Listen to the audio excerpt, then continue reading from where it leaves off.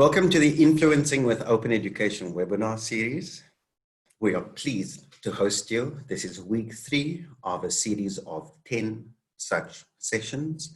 A quick insight into the series aim will follow after a quick refresher of our room rules and an introduction to today's presenter by Mr. Selwyn Milborough.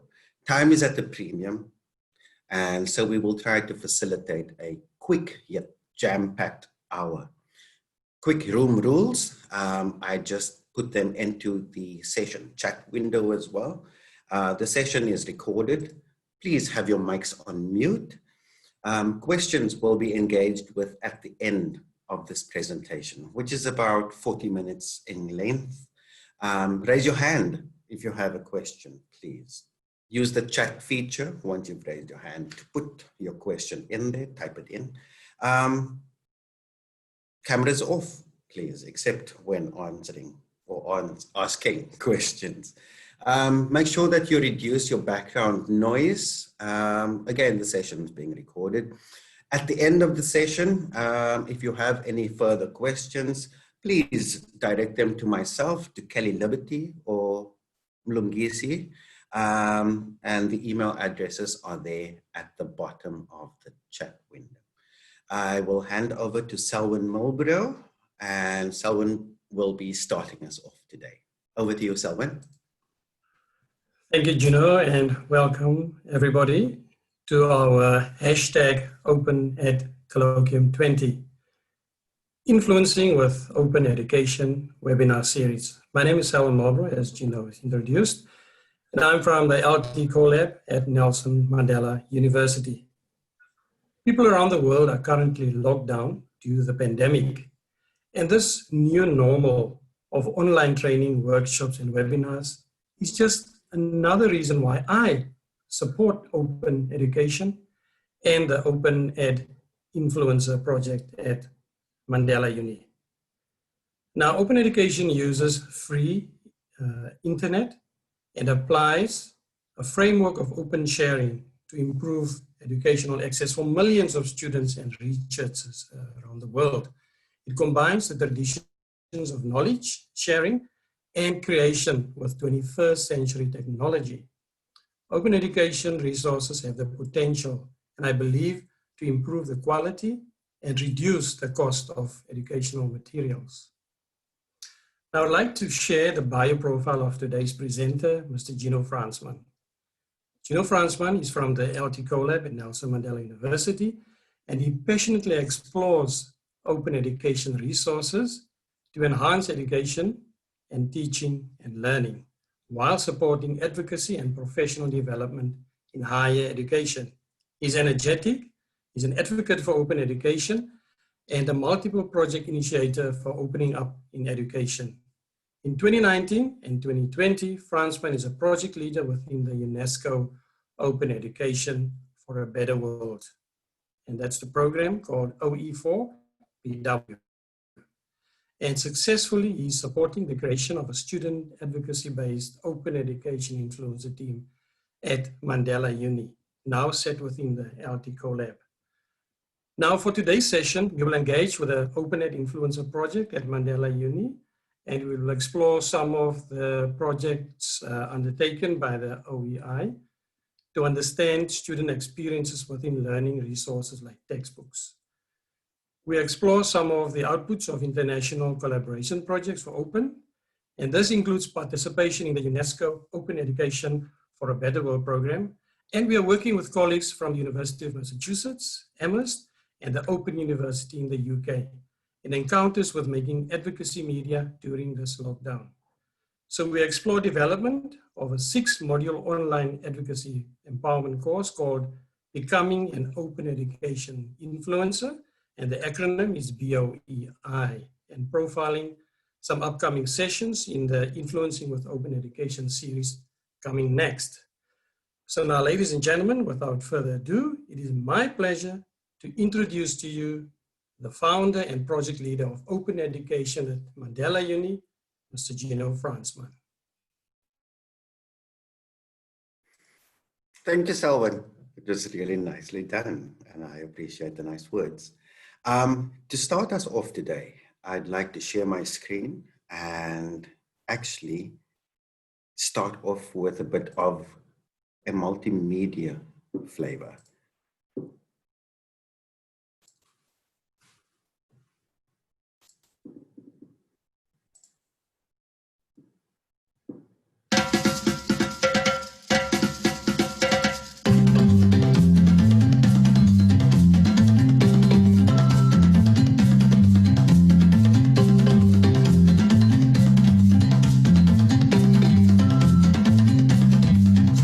Hello, my name is Gino Fransman, and I'm the founder and project leader of the Open Education Influencers project at Nelson Mandela University.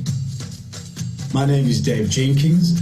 I'm the Director of the Learning Development Cluster, which is part of the Learning and Teaching Collaborative for Success at the Nelson Mandela University. Open education is an important part of what we do to promote success, and we value the contribution of our team with its EduScope. We trust that both they and you will gain much from the sharings and bring back much which is valuable to your institutions.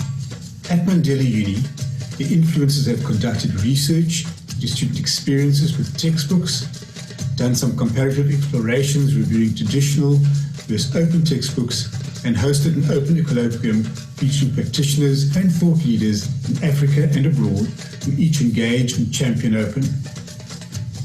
Hi, this is Rob Farrow. I'm a research fellow at the Open University in the UK, and I'm the mentor for Gino Fransman on the Becoming an Open Education Influencers project. I think there's also some pretty valuable research being done around open education and open textbooks and their use and impact in South Africa, which I think is very important from a social justice point of view. But the thing that I'm kind of most interested in about it, if you like, is the idea of empowering individuals through open networks to consolidate their agency and influence and form new collaborations and find new innovations. What's the Open Education Influencers project all about? Let's ask some of the team. Hi there, I'm Anne Olsen and I'm an academic developer at Nelson Mandela University. Open education is very close to my heart, which is why collaborating on the Open Education Influencers project as a curriculum developer has been so rewarding. Hi, my name is Kelly Liberty and I'm an honor student studying in applied language studies with a focus on translation. Being part of the OpenEdInfluencers team has introduced me to the world of open. Every day I learn new things and I found my voice in the education system. Open Education Influencers are ambassadors for Open who increase use and awareness of open education resources. Hi, my name is Mlungisi Mhlongo and I'm an accounting graduate from Nelson Mandela University. Becoming an open education influencer for me is important because I'm an ardent supporter of education and I believe that knowledge should be accessible to all. Open education is a great platform to create awareness for the available resources for those who are otherwise unable to receive quality education. Hi, my name is Ntamesha Maseka and I am a doctoral student in public law at the Nelson Mandela University. As a budding researcher, I've come to realize that a core component of producing a quality outcome is access to high quality resources. Therefore, being an open education influencer is important because I'm part of a movement, a process, a philosophy of eliminating barriers to access. Open Education Influencers energetically advocate for the use of open textbooks across purpose, faculties, and schools. Good day, my name is Matilda Smith. I am a legal practitioner at the Nelson Mandela University Law Clinic. I was inspired by the OpenEdInfluencers to start using and creating open educational resources. So now I feel obliged to advocate the use of open educational resources because not only is it good advice, it's basically a no-brainer.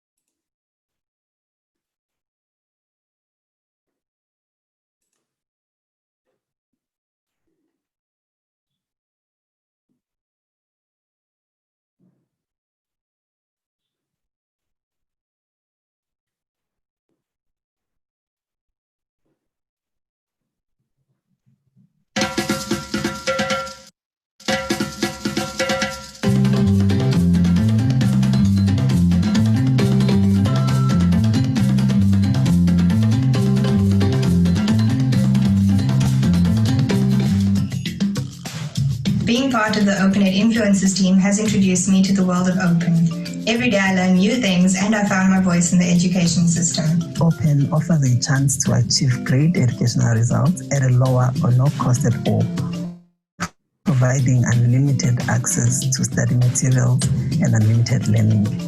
I believe that the value of Open is evident through how it makes it possible to create access to education whilst improving the quality of education and decreasing the costs to education. One cannot deny the significant relevance open education and open educational resources have in the current higher education context, not only in South Africa, but globally. Open education influencers are ambassadors for Open who increase use and awareness of open education resources.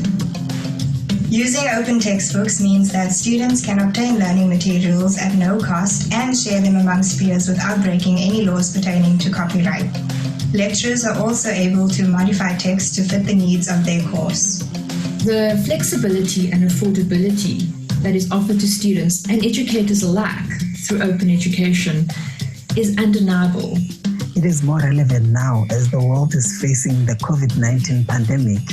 This gives rise to a need to ensure that we maintain access to education, and Open is providing a solution to that. With the emergence of COVID-19 comes the unique opportunity to introduce open textbooks at our institution, as the problem of access to materials is a prominent one for many students. The benefits of open and open educational resources are undeniable.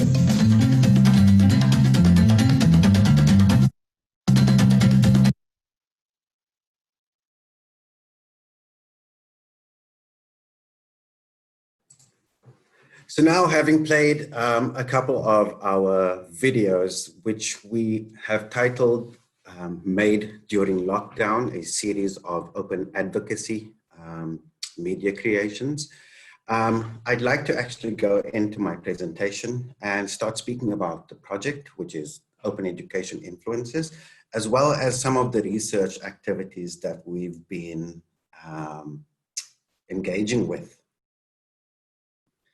Find the presentation.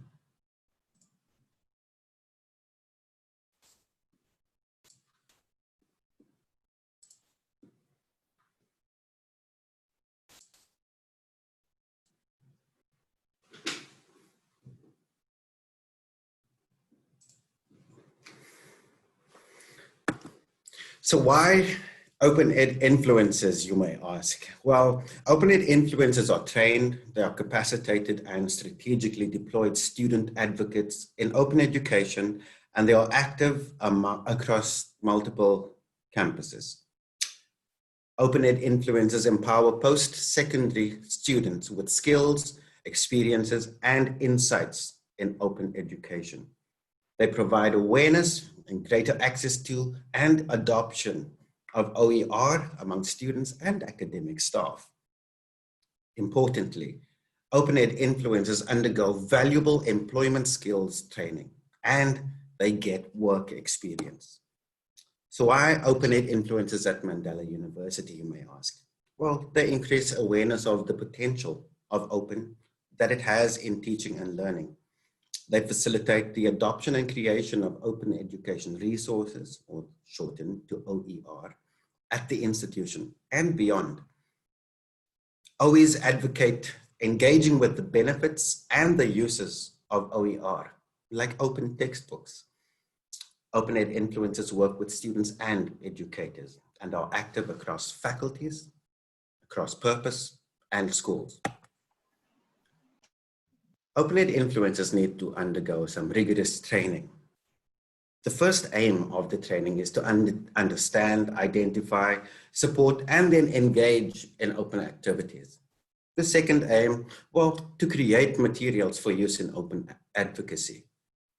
Third aim is to undergo employment skills training, to become advocates of open. As this third aim became a recurrent sort of process, it motivated the creation of a train-the-trainer ideation and became BOEI, or Becoming an Open Education Influencer.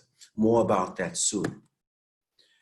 In 2020, the OEs undertook several activities. Lockdown didn't stop anything. They started out by completing the self-learning online course on understanding open education resources from the Commonwealth of Learning. This is available online, and I strongly urge and motivate that attendees here actually go and explore the course to gain some competencies themselves. They engaged with OER creation. We needed text for advocacy, so we needed to engage with some translanguaging. The OEs had to create scripts for their advocacy efforts and actually translated scripts into 3 languages. We ran into some big challenges here because some of the language doesn't exist as of yet. And in a couple of weeks, we actually have someone from Northwest University, Prof. Diako Olafir, who will be speaking about language. Social media in 2020, the OEs joined social media. We are now advocates for open on YouTube, Instagram, on Twitter. Find us there. Course material, part of developing the BOEI course. The OEs sourced openly licensed content to be used in the BOEI modules. I will explain those modules. The collaboration continued despite lockdown.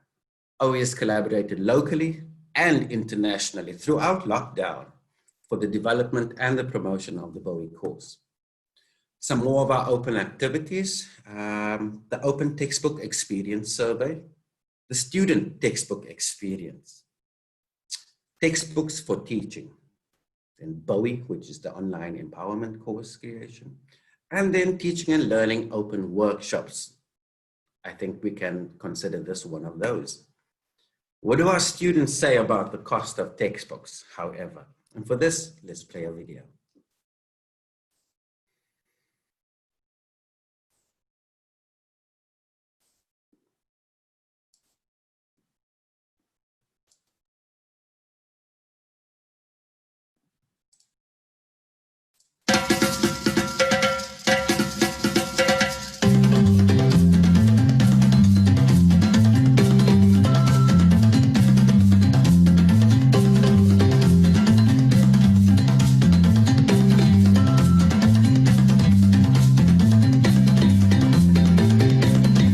Traditional textbooks versus open textbooks. With the cost of textbooks continually increasing, many students are forced to forfeit the purchase of 1 or more textbooks required to support their learning. In 2018, Cutler explored students' use and perceptions of the relevance and quality of open textbooks compared to traditional textbooks. Cutler then proposed the use of open textbooks as a solution to this challenge faced by students. Previous research reveals that there is no difference in quality between open textbooks and traditional textbooks. Also, no difference in test scores have been noted between students using traditional textbooks and open textbooks. This table outlines some of the notable similarities as well as differences between traditional and open textbooks. Notable similarity being that both traditional and open textbooks share the same purpose, which is to provide basic course content for student reading and reference. We can note one difference through how they appear. Traditional textbooks are a one-size-fits-all book, while the open textbooks may include customization by the instructor. Another notable difference is the amount that students pay. With traditional textbooks, the average cost of a college textbook for a course is $175, which is equivalent to R3,047.85. Open textbooks are free for online access. Open education influencers are ambassadors for Open, who increase use and awareness of open education resources. The other day, I picked up the textbook which is prescribed for our legal practice course and almost dropped it when I saw the price. It was excessively expensive. The lecturer only needed 2 chapters in there to provide context, and the book itself was published some 16 years ago.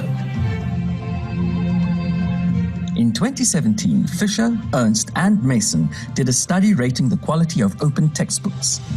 They found that open textbooks currently have a low adoption rate by colleges and universities because many lecturers do not know what open textbooks are, and the few that do question the quality of freely accessible learning materials.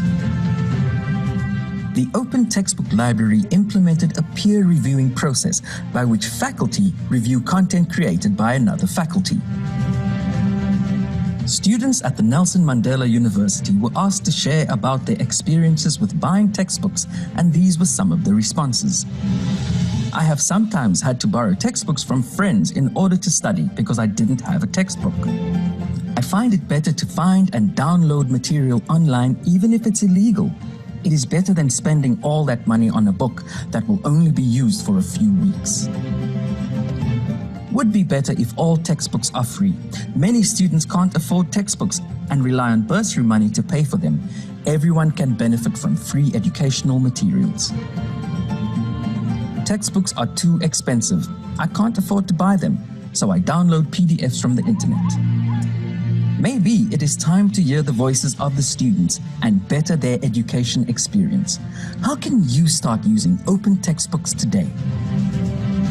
In this segment, we will draw inspiration from the Maricopa Millions Open Educational Resources Project, which demonstrates that OER saves students money.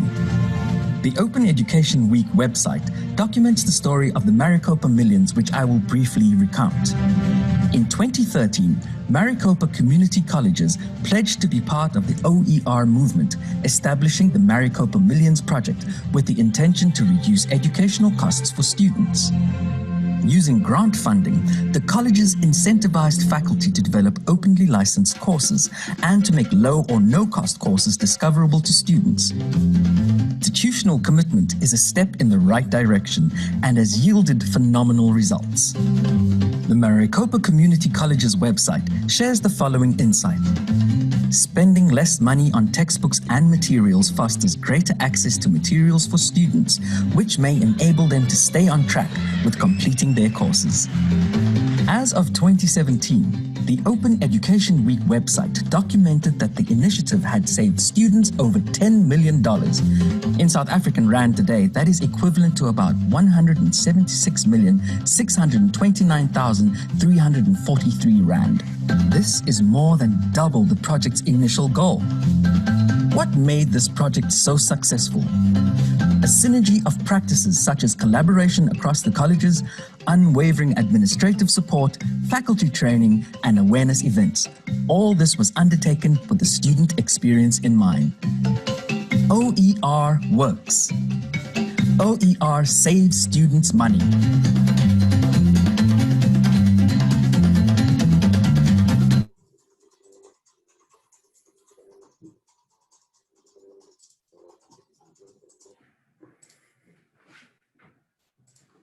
At this point, we can go back to the presentation.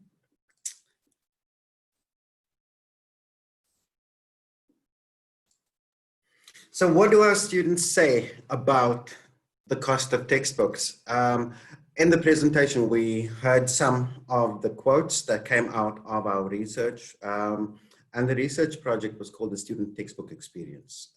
We administered a survey via SurveyMonkey, which was developed by our OEs who had to basically learn how to set up and manage a research project and instrument. Some of the quotations: it is too much for those students who only rely on NSFAS, and we know that many of our students do.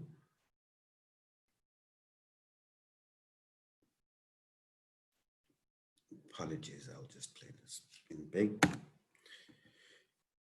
When we looked at textbooks which are currently in use, we tried to not discriminate, and we went to each faculty and took a program. So this is for human movement sciences, and you'll see there the Anatomy 1, Anatomy and Physiology textbook was 2,000 Rand. We found an open textbook which is able to be repurposed, reused, remixed, revised, and shared without copyright infringement. but it can also be localized and contextualized for your purpose. As in the video, one of the comments was that the textbook wasn't being used in full. You are able to customize learning and teaching resources for your own purposes from different sources and make something that will be used in its entirety. The OpenEdInfluencers then, as another one of our research projects, we applied to be part of the Open Education for a Better World program, which is OE for BW. It proposed the collaborative creation of an online training course. From there, online participants would be able to engage with a guided, informative, and practical journey to becoming an open education influencer. BOEI. This is in order to support the online empowerment of more competent advocates and champions, each able to take direct action for open, for education, and for the sustainable development goals. The collaboration flourished during lockdown 2020 and includes members from the University of Massachusetts Amherst, Production House, which is a media creation company here in Port Elizabeth. And I think that they've done a wonderful job helping us to create all of these media items we've been looking at now, and numerous other contributors. This is where I'd like to introduce the collaboration.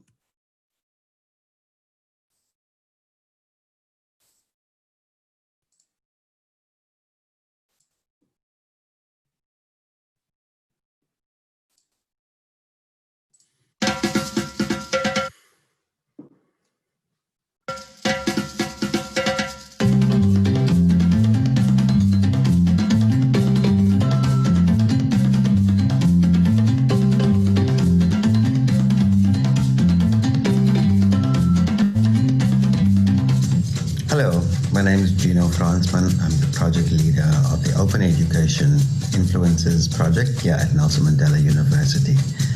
Our collaborators are the University of Massachusetts Amherst in the United States, Production House, which is a local production company here in Port Elizabeth, South Africa, the Open University of the UK, and us at Nelson Mandela University. Hello, I'm Sarah Hutton. I'm the head of student success and engagement at the W.E.B. Du Bois Library, University of Massachusetts Amherst, and I'm one of the project partners for Becoming an Open Education Influencer. I'm Teresa Dooley, and I work with the student staff at the W.E.B. Du Bois Library in the University of Massachusetts Amherst. I'm also a graduate student studying to be a librarian. This project's so important because the learners who go through the course are going to be the future researchers and faculty who really revolutionize the existing educational model. Hello, I'm Carol Will.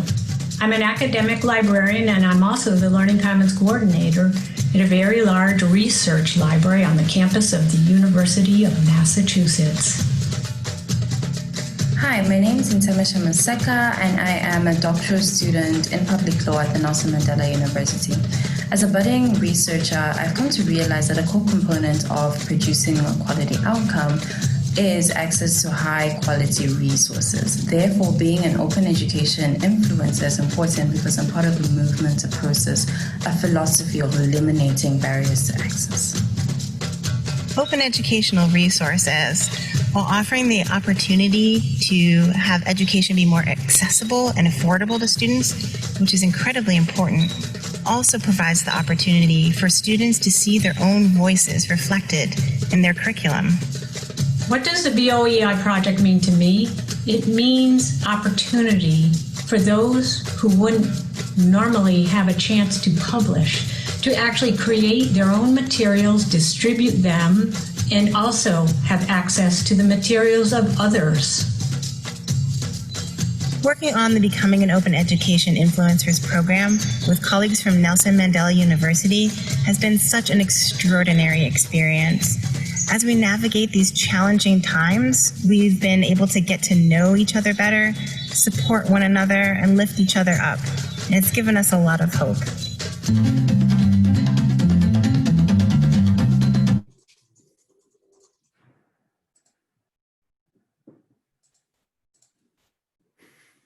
Of course, it becomes a bit tricky to navigate with all of the links and moving between windows. So I will go back to the presentation once again.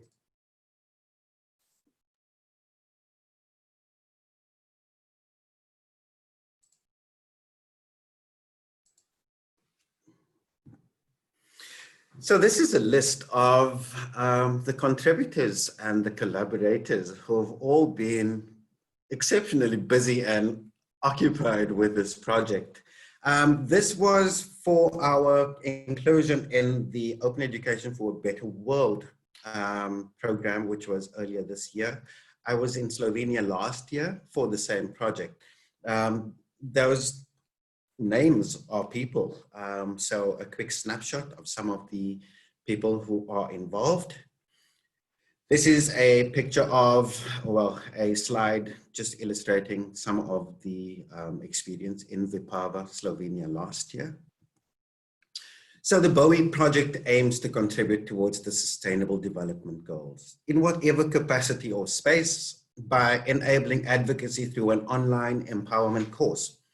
The OpenEdInfluencer's aim is to empower people, and look, you are people, to activate their goals by doing something about achieving it. So BOEI is that vehicle.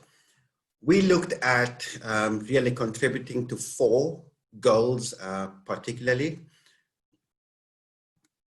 The course purpose.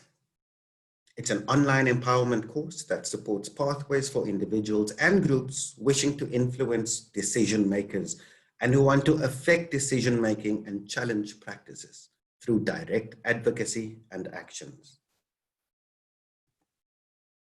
As far as design matters go, only open content is used in the course. The materials being created are always openly licensed, which means it can be reused and shared without infringing any sort of sticky and tricky copyright laws. I will move ahead because time again is short, but you will get access to this presentation as well as to a recording of the session. In BOEI, we have 6 modules: Ubuntu, facilitation, influencing, open, advocacy, and the Sustainable Development Goals. Ubuntu locates the course and the efforts of an open education influencer squarely within the African philosophy of humanity in sharing, of giving because you take. The SDGs help us to locate this within a larger global reality where we have goals set out which contributes to social well-being in general. A quick snapshot of the BOEI training modules, just in terms of the purpose and about the module. The purpose you will see there, if you look at Ubuntu, is to enable engagers to engage with Ubuntu as a concept and support the practice thereof, both online and face-to-face in Africa and the world. At the end of the module, engagers will be able to define Ubuntu, critically engage with the concept of Ubuntu, explore the relationship between Ubuntu and global citizenship, and then identify how Ubuntu can be used to enable change. Some snapshots of us as we were busy with our collaboration. So where to next? Well, BOEI goes live quite soon. We also have 2 presentations accepted at the Open Education Global Conference this November. So congratulations to all of my co-authors. The first title is Opening Up as the World Shuts Down, Empowering Students to Advocate for Equitable Access and Social Justice by Becoming Open Education Influencers. The second title, Becoming an Open Education Influencer, the Nelson Mandela University Student Advocates Experience of Opening Up in Collaboration. Congratulations to Kelly and Lungisi for getting this successfully accepted. Seeing that this is week 3 of a series of 10 of these interventions or support webinars, you can find the slides from week 2's Introduction to Open Pedagogy with Andrea Niosi from Kwantlen Polytechnical University in Canada's session in the link on the right. In next week's session, which is week 4 of the Influencing with Open Education series, join as we introduce the Head of Student Success at the University of Massachusetts Amherst, Sarah Hutton. The topic, increasing education access with open educational resources, leveraging local and global libraries with Open Education Initiative programs. Something to look forward to. Please share. In week 5 of the Influencing with Open Education webinar series, join us as we host Professor Jaco Olivier, who is a UNESCO Chair on Multimodal Learning and OER. He's a professor in multimodal learning at the Research Unit for Self-Directed Learning, the Faculty of Education at Northwest University in South Africa. Prof. Olivier is also joining us here today, and welcome to him. The title of his session, Localizing Open Educational Resources, Promoting Multilingualism Through Open Education. Please visit our website, which is openedinfluencers.mandela.ac.za. Start making your move in open or advocacy with our support. Our message today and always, use the content. Spread open, make change real. The Becoming an Open Education Influencer course goes live in October 2020. See our Made During Lockdown series of videos about open, OER, and our collaboration. It's available soon on our website and social media channels. Change the world. Selwyn, I will hand over back to you.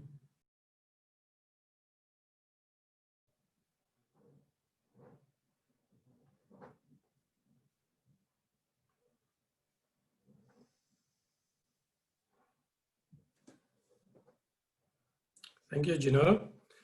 Now for our Q&A. You're welcome to type a question into our chat box or chat window, or you can raise your hand and Gino will gladly listen to your questions.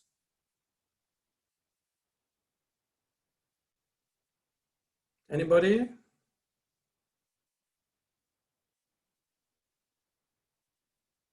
Gino? Yes. Yes. Could you perhaps raise some of the issues that could attack the question from the attendees? I think I'd like to thank you, Selwyn, firstly. I think I'd like to take the opportunity to profile again the potential of open textbooks for use in learning and teaching. I think that with some of the content that's been shared here today, it's quite apparent that we need to start exploring, I don't want to say alternative, but additional routes to supporting students, but also to being able to create our own material. The traditional publishing model means that things take a long time to get to market. And by the time they get to market, they run in danger of becoming outdated quite quickly. In the business faculties, for example, things that are citing statistics and the realities of the year before as a way for students to reflect on sort of what's happening out in society, what's happening out in the business world, means that in a year or two, that information becomes almost redundant. You are actually citing from the past instead of speaking about what's happening right now. Open textbooks allows us to update and to reshare in a very simple and easy manner.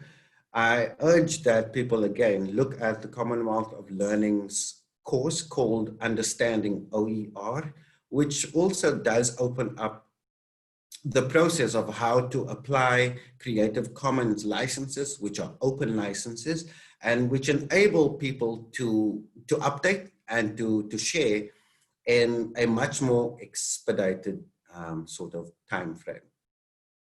So firstly, I think that open textbooks is something that I'd really like to push. Secondly, I'd like to also push that we are available here on campus in terms of trying to support the academic project, being either from the learning or teaching side. The OEs have undergone such rigorous experiences and training efforts and are now able to really come to the fore in terms of supporting Open to gain a foothold within the institution. So yes, we are a unit and we now have funding via the Siyaphumelela grant, which is an amazing affordance, and we are really grateful for this. However, what we really want to do now is to support our own community at the university to start engaging with Open a bit more robustly and sort of in support of helping both educators and students to maximize and to experience the benefits of Open. Selwyn?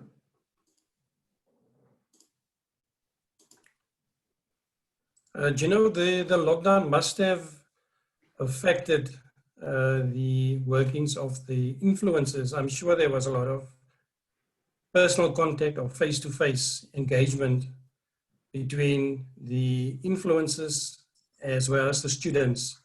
Now, during lockdown, you did mention that you weren't locked down in terms of your activities, but what other means are there in place to stay in contact with students?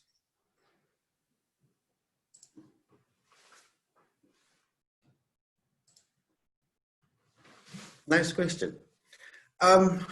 Look, we had to really reach deep into the bag of tricks and set up that sort of processes where we could firstly be in contact with one another.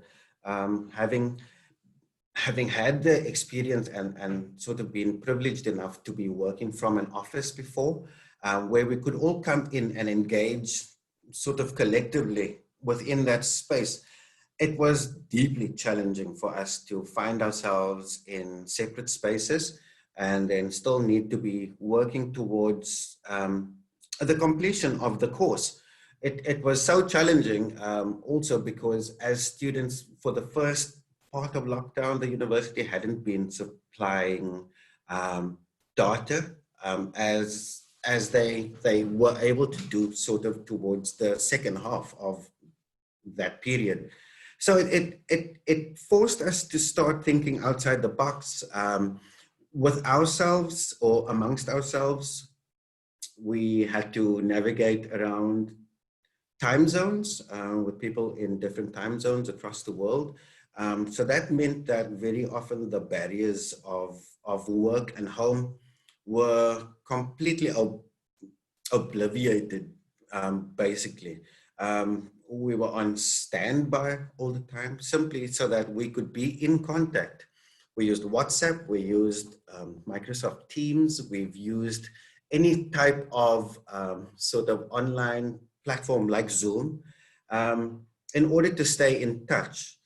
In terms of staying in touch with the larger student body, that hasn't been happening as much as we would have liked. We've been focusing our efforts firstly on the creation of BOEI. And while doing that, it's meant that we've had to really also focus on how are we going to create the tools for reaching out and supporting students and staff. That meant that we had to go on a journey of creating multimedia artifacts, which meant that we had to set up processes and guidelines for how to do so, which was incredibly rewarding, but really challenging because in different spaces, people were experiencing lockdown in multiple ways. One of the always is in a space where getting connectivity was a challenge in and of itself. Another OE found that the laptop packed up and had to be working off a cell phone for a while. My laptop packed up and I had to go into work to locate another unit. So thank you to our director for facilitating that as well. Again, it's meant that we've had to be agile and sort of resilient when challenges have come to the fore, and there have been several challenges in this way. It's also been really rewarding on a professional level, because I can very confidently say that through this process and through sort of rising to these challenges, that these OEs are well placed to enter into their professional roles once they leave the university, if they choose not to stay on and become faculty. But the work experience, as well as the skills that they've now accumulated, it's quite substantial. I see that there's a question from Prof. Olivier. That's correct, Gino. A very good question. Have you found that OpenEdInfluencers have been able to convince lecturers to move to OER? In our context, where staff have less free time due to the challenges of online learning, there seems to be a preference for some for commercial textbooks, regardless of how much it costs. Thanks, Prof. And thank you, Selwyn. You know, as I just said now, we haven't had that much opportunity to engage academic staff in this year. However, last year we had an Open Ed colloquium, and Kelly was able to present, like from her perspective also, about textbooks, about the experiences of students. We had a session with Dr. Tony and the Teaching Excellence team a couple of weeks ago, where we were able to start advocating to the academic sector at the university. And I see some of those people are attending today. So it does seem as if we've started making some inroads here. We've got some requests for some support with helping people to find open textbooks. And we definitely want to make BOEI a vehicle to help people become capacitated to start exploring and engaging with the adoption of the resources as well. Thank you, Gino. There's a comment from Professor Talenka Pottis. He says, yes, commercial textbooks offer the use of pre-made slides, question banks for formative assessment, etc. This makes it easier for lecturers with high teaching loads. And I've got a comment and a question from Matilda Smith. I think we saw in the video that you played as well. Really looking forward to the launch of BOEI. Definitely sharing with colleagues and students. Faculty members who produce textbooks appear resistant to open. How do we persuade them to open? I think the persuasion needs to come from a place of humanity.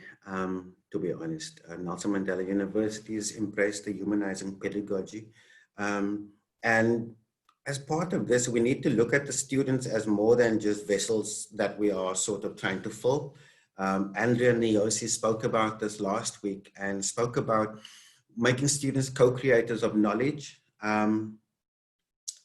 in what could be termed an open pedagogy. The process, open praxis, is one way to start infusing the principles and the benefits of open and openness into our teaching and learning processes. I think it's important that we start to consider the context that we find ourselves in. COVID-19, one of the most popular, or not popular, but one of the most consistent messages coming out during and now within the pandemic's sort of existence and manifestation in our everyday reality is that money is even more of a barrier and a challenge these days. Why would we not be exploring resources which would reduce the economic burden on the academic project for students and for the institution? I think that it's an opportunity for us to share our work. It's an opportunity for us to promote the context that our work takes place, and not just to be taking things from the global north and putting it here for a South African audience or an audience elsewhere. I think if we want to persuade people to open up, we just need to speak to them like human beings and sort of motivate that they look at others as human beings and not just as opportunities to say, you know, here's a textbook, you need to find this. Because for many of our students in our student textbook experience survey, many students simply do not purchase the textbooks. In our research, it showed that more than a third of students had not purchased textbooks for their modules. So then what are they doing? And when we looked at and when we explored what are they actually doing, we found that they were going online and they were actually committing illegal acts in order to get access to their learning resources. I think that's inappropriate. I think it's unsuitable, it's unethical, and we now have an opportunity to actually help students to do better, to improve themselves, to gain access to world-class materials, but also to be able to share that with other people. So I think the benefits of open need to start speaking before we start speaking about the economic benefit of selling 500 textbooks, where a group of 500 students, at least a third of them are not even purchasing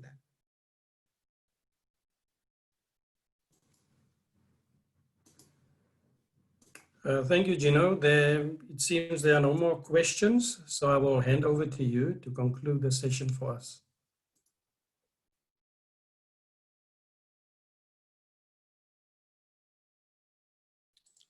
Thank you, Selwyn.